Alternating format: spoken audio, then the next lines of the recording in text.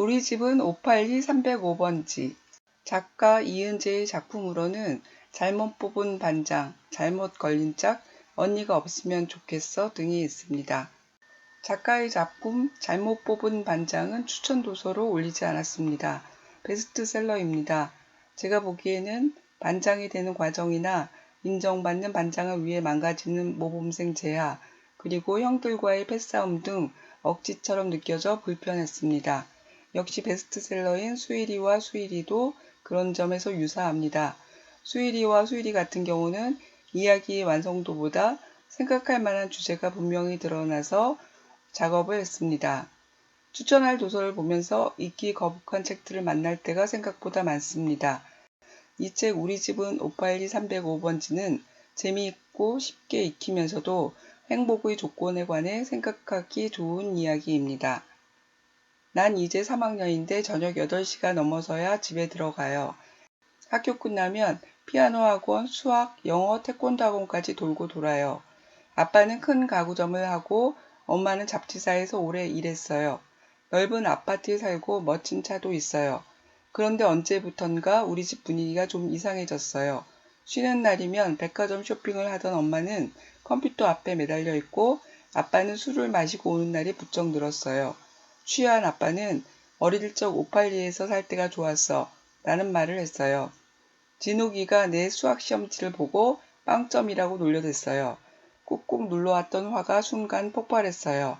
나는 곧바로 진욱이 얼굴에 주먹을 날려버렸어요. 선생님은 엄마한테 고자질을 했어요. 집에 돌아갔을 때 엄마는 빵점 맞은 것도 모자라서 친구 코피까지 터뜨렸어? 라고 했고, 아빠는 손님 때문에 머리가 터질 지경인데 너까지 사고를 치냐며 맞받았어요. 아빠는 엄마한테 회사를 진작 그만두지 그랬냐고 화를 냈고, 엄마는 아빠에게 월급도 못 주고 손해만 보면서 빌린 돈은 어떻게 갚을 거냐고 소리를 질렀어요. 한참이 지나서 아빠가 벌떡 일어나며 말했어요. 우리 그냥 582에 내려가서 살자. 여기선 더 이상 아무도 행복하지 않아. 그러니까 무조건 내 말대로 해. 582는 3년 전까지는 할머니가 살던 곳이에요.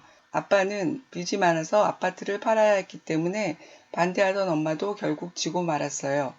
승용차도 팔고 짐차를 사서 582로 떠났어요. 아빠는 582에 온 게 좋아서 마음도 바다처럼 넓어진 것 같았어요. 할머니의 친구 꺼멍 할망구가 이사 선물이라며 살아있는 중닭 한 마리를 가져다 주었어요.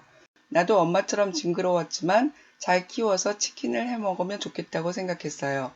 엄마한테 내가 키워본다고 했어요. 이름은 치킨을 본떠서 치키예요. 다음 날부터 아빠는 정신없이 바쁘게 움직였어요. 창고에 가구 작업실을 만든다며 하루 종일 뚝딱거렸어요. 아빠가 사온 씨앗으로 우리는 텃밭에 씨앗을 뿌렸어요. 3학년은 달랑 한 반인데 모두 13명뿐이었어요. 난 한찬수야 앞으로 잘 부탁해. 무뚝뚝한 얼굴로 말했어요. 옆자리에 앉은 공처럼 생긴 해공이가 얼마나 있다 갈 거냐고 물었어요. 3월에 서울에서 온 애는 한 달 만에 인사도 없이 가버렸다고 했어요. 애들은 나를 두고 언제 갈지 내기를 했어요. 나를 친구로 받아들일 마음이 없다는 뜻이에요. 선생님이 갑자기 카드를 가지고 다니는지 가방 검사를 하겠다고 했어요. 해공이는 사방을 두리번거리더니 느닷없이 내 손에 카드 뭉치를 쥐어주었어요. 싹싹 비는 신유까지 했고 해공이 말대로 선생님은 내 가방을 보지 않았어요. 해공이는 살려줘서 고맙다며 자꾸만 말을 걸어왔어요. 해공이는 첫날부터 나를 집까지 바래다 주겠다며 따라왔어요. 금요일 오후 해공이가 내게 멍멍이 경주에 나오지 않겠냐고 물었어요.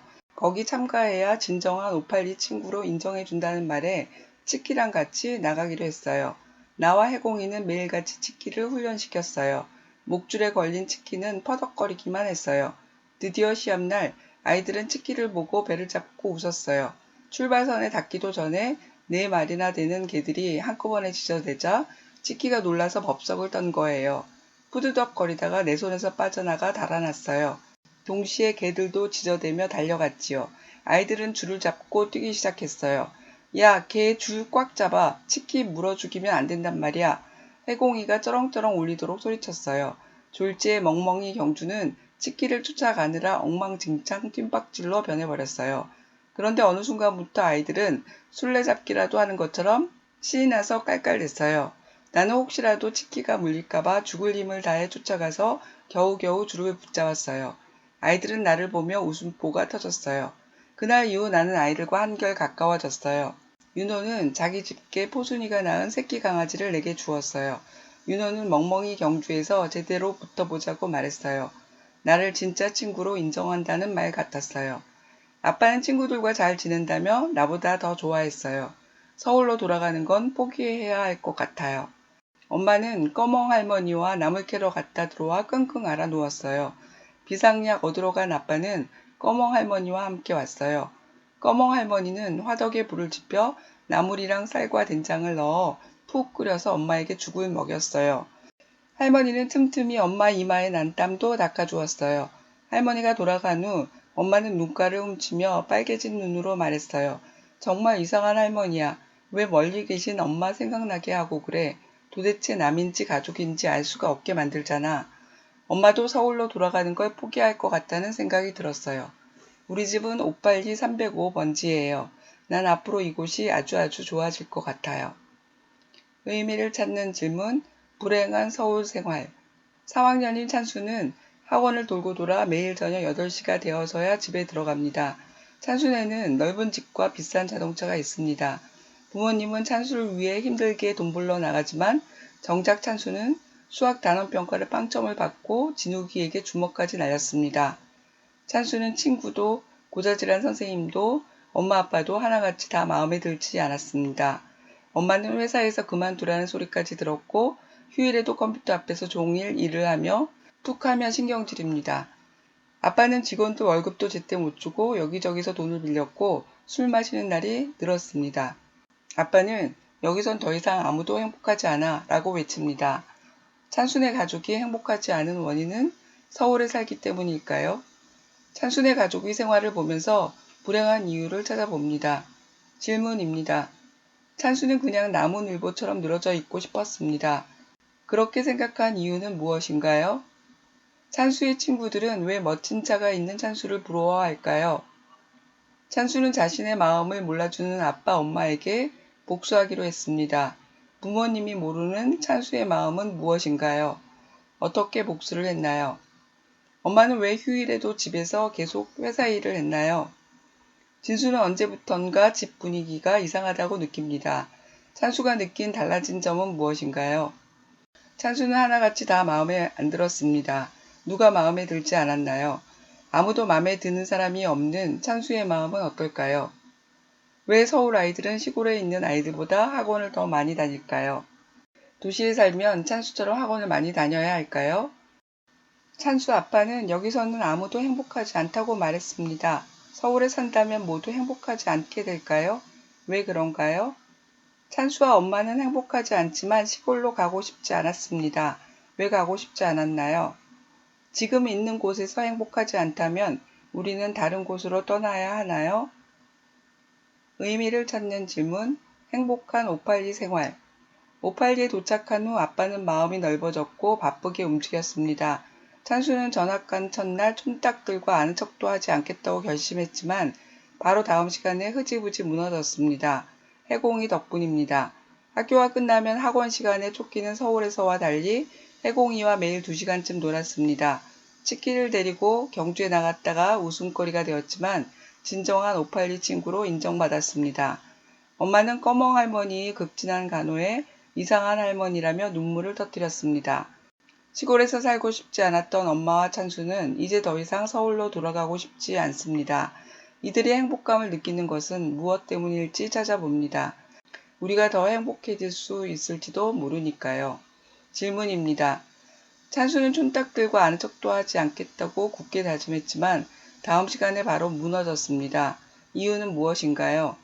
찬수는 어떻게 해공이와 가까워졌나요?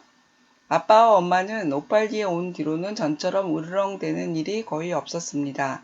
두 분이 변한 이유는 무엇일까요? 찬수가 처음으로 행복하다고 생각이 든 것은 언제였나요? 찬수에게 행복하기 위해서 필요한 것은 무엇인가요? 아빠는 자연은 모든 사람을 철들게 하지 라고 말했습니다. 자연이 어떻게 철들게 할 수 있을까요? 찬수는 이제 서울로 돌아가고 싶지 않습니다. 오팔리에서 사는 게 아주 좋아질 것 같습니다. 찬수가 오팔리를 좋아하게 된 것은 무엇 때문일까요? 아팠던 엄마는 꺼멍할머니가 돌아가자 도대체 남인지 가족인지 알 수 없게 한다며 투정 부리듯 말했습니다. 엄마가 한 말은 무슨 뜻인가요? 찬순의 가족이 서울에서 살았을 때는 느끼지 못했지만 오팔리에 와서 행복한 느낌을 갖게 되었습니다. 오팔리 생활은 서울 생활과 무엇이 다를까요? 찬순의 가족을 통해 사람들이 행복하기 위해서 필요한 것은 무엇인지 찾았나요? 그것은 무엇인가요? 여러분은 행복한가요? 무엇 때문인가요?